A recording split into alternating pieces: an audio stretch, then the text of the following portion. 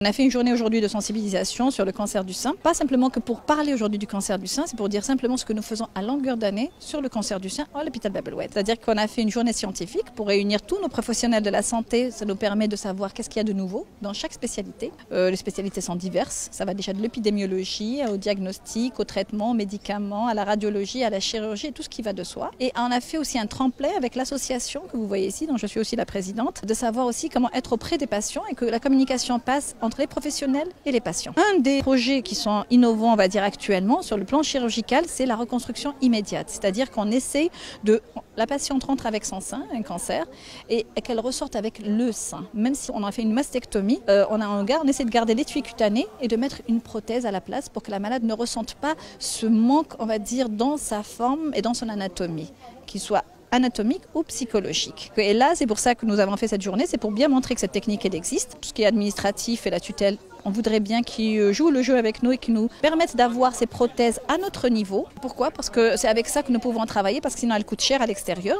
Normalement, je pense qu'elles seront disponibles à notre niveau et toutes les patientes pourront bénéficier, même après l'ablation, de ressortir avec une anatomie le plus normale possible. Beaucoup de femmes refusent la chirurgie pour ne pas être amputées de ce sein. Donc en leur offrant cela, on leur permet aussi de pouvoir penser qu'elles peuvent se faire traiter anatomiquement, enlever cette tumeur et garder une anatomie la normale. Il ne faut pas oublier que nous vivons quand même dans un grand pays où les coutumes sont diverses et que beaucoup de femmes refusent de se faire opérer de peur d'être amputées de ce sein.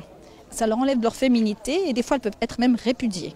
Donc vous imaginez la situation. Et nous, en plus sur le plan déjà, on va dire chirurgical et médical, on leur donne aussi ce côté à savoir qu'elles s'acceptent elles-mêmes et qu'elles s'acceptent dans leur milieu familial et dans leur milieu sociétal.